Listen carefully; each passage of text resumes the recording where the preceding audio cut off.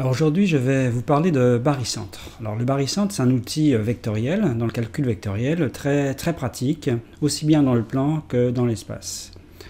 Alors il intervient dans tout un tas de problèmes, problèmes d'alignement, problèmes de coplanarité, problèmes de concours, de droite concurrente. Donc c'est vraiment très intéressant. Par exemple, il y a la droite de l'air qui se démontre aisément avec le barycentre. Par exemple, il intervient également en physique pour les recherches de calcul de centre de masse ou de centre d'inertie. Je sais que ce n'est pas pareil pour les physiciens, mais donc il intervient dans de multiples domaines. Il peut même intervenir dans des calculs de moyenne en statistique, par exemple. Bien. Alors, au départ, donc, on a ce qu'on appelle un système de points pondérés. Donc, vous avez des points A1, etc., à n, et on affecte à ces points des coefficients. Alpha 1 pour A1, etc., alpha n pour n. Alors, tous ces coefficients sont des nombres réels non nuls. Ça, c'est la première chose. Et ces points sont des points dans le plan ou dans l'espace.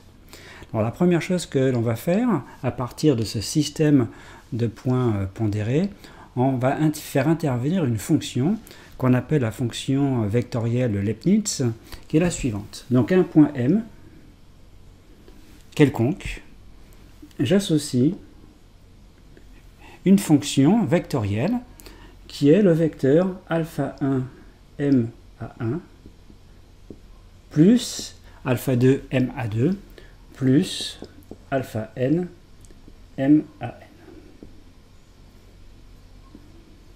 Alors le but, dans un premier temps, c'est de savoir si on peut trouver un point M pour lequel cette somme-là est nulle. Est-ce que c'est possible? Donc on va voir deux situations. Première situation, la somme des coefficients est nulle. Et deuxième situation, la somme des coefficients est non nulle. Donc j'ai appelé petit m la somme des coefficients. Alors pourquoi petit m? Parce que c'est presque une masse. Ça fait appel à la notion de masse, de centre de masse ou de centre d'inertie. Donc c'est un petit clin d'œil à la physique. Donc c'est la somme des coefficients. Et premier cas, cette somme de coefficients est nulle. Bien. Alors, cette relation vectorielle, je vais utiliser la relation de Schall et je vais prendre un point O quelconque et utiliser la relation de Schall ici. Donc vous voyez, je vais mettre O ici, O ici. Donc ici, ça va faire MO plus OA1, MO plus OA2, puis il faudra que je distribue, je multiplie par alpha 1, par alpha 2. Donc vous voyez que ça j'appelle, donc c'est F de M, on va dire F de M. Ça va me donner alpha 1 MO plus alpha 2 MO, donc ça va me donner en fait alpha 1 plus alpha 2 plus alpha n MO, donc ça me donne M MO plus alpha 1 O à 1 plus, etc., alpha n O à n. Donc ça, c'est en utilisant la relation de Schall avec O. Mais on a supposé ici que petit m, la somme des coefficients est nulle. Donc ça fait ça. Bien. Et f de m, je rappelle, f de m, c'est ça. Au départ, f de m, c'est ça.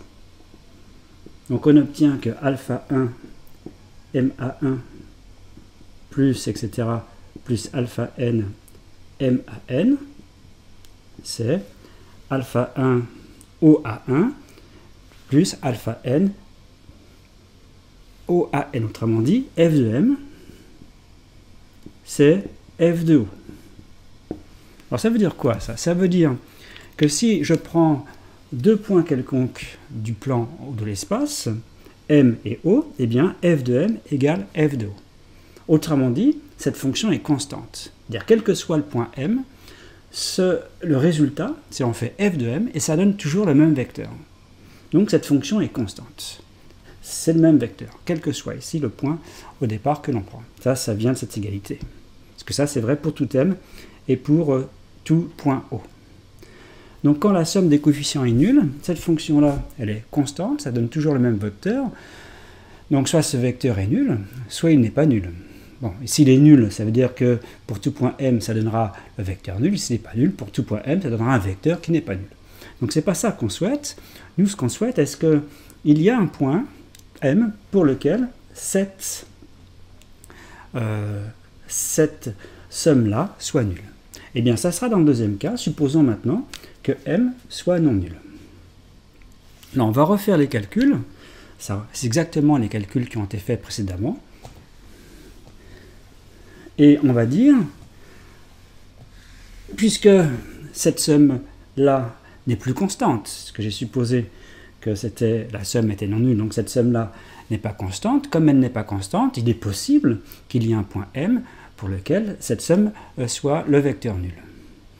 Bon, alors ce qu'on va faire, on va faire dans un sens. Imaginons qu'il existe un point que je vais appeler G, tel que alpha 1, GA1, plus, etc., alpha n, GAN, soit nul, soit le vecteur nul.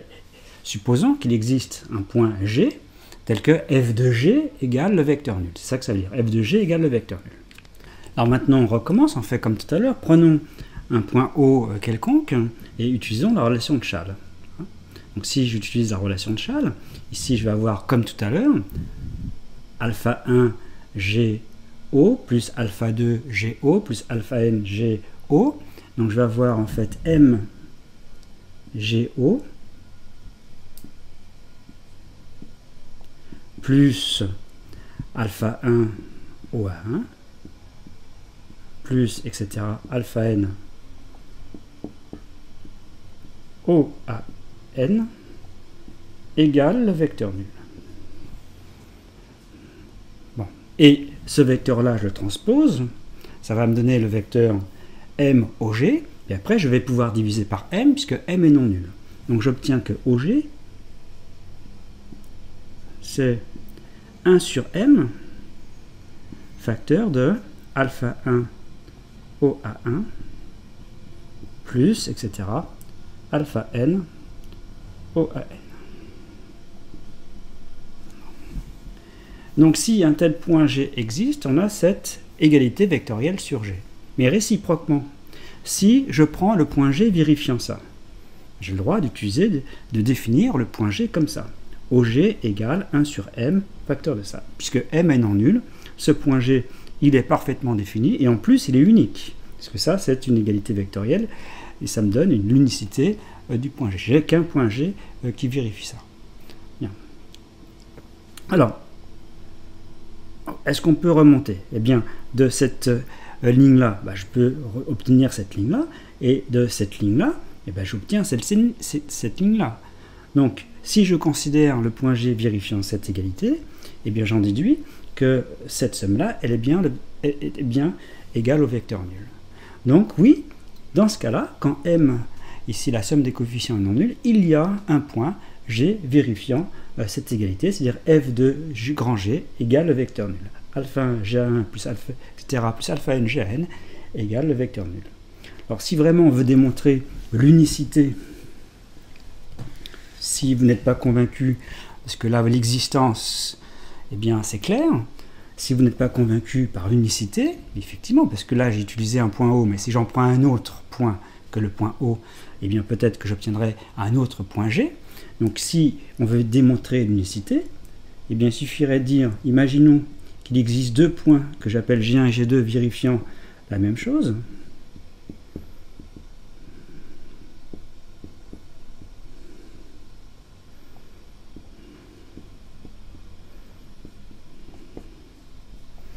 Alors, qu'est-ce que ça donne? Eh bien, il suffit de soustraire membre à membre. Si je soustrais membre à membre, je vais avoir ici, là c'est alpha 1. Donc, je vais avoir alpha 1 G1 A1 moins G2 A1. Mais moins G2 A1, c'est A1 G A2. Donc, je vais avoir ici alpha 1, facteur de G1 A1, plus A1 GA2. Donc ici, en soustrayant membre à membre, je vais avoir ici alpha 1 G1 G2 Et pareil pour les autres. Plus alpha 2, G1, G2, etc. Donc en fait, je vais avoir ici M, G1, G2. Et en soustrayant ici, ça me donne le vecteur nul. Et comme M est non nul, donc on dirait que le vecteur G1, G2 est nul, donc G1 égale G2. Donc ça démontre l'unicité. Donc résumons. Ça sera donc la première partie sur la définition. Soit un système de points pondérés, A1, etc., à n, donc on dit que ce sont les coefficients, hein. A1 est affecté du coefficient alpha 1, etc., AN affecté du coefficient alpha n, tous les coefficients sont non nuls, eh bien, on sait qu'il existe un et un seul point G, vérifiant cette égalité. Alpha 1, GA1, plus alpha 2, GA2, etc., plus alpha n, GAN, égale le vecteur nul. Bon. Il n'y a qu'un seul point G vérifiant cela, à condition que la somme des coefficients soit non nulle. Bon. Eh bien, ce point G, alors là c'est aussi bien vrai dans le plan que dans l'espace, hein. Il n'y a aucune restriction, hein, plan ou espace. Eh bien, dans ce cas-là, quand la somme des coefficients est non nulle, ce point-là, qui existe bien, s'appelle le barycentre. Barycentre, alors c'est avec un Y, hein, B-A-R-Y, puis centre, C-E-N-T-R-E, et je vais le noter comme ça, barycentre du système alpha 1, A1, alpha 1, etc., AN, alpha n. Ça, c'est ce qu'on appellera le barycentre de ce système. Donc là, c'est un peu théorique, puisqu'on n'a pas de propriété déjà du barycentre. Donc je vais faire sur une autre vidéo les propriétés du barycentre, puis après, il y aura d'autres vidéos qui utiliseront bien sûr les barycentres et les propriétés du barycentre. C'est ça qui sera donc intéressant. Ce sont en fait les exercices d'application de cette notion de barycentre. Donc résumons, hein, somme des coefficients non nuls, alors il y a un seul point G vérifiant cette égalité vectorielle. Cette somme-là est égale au vecteur nul. Et ce point-là s'appelle le barycentre de ce système-là.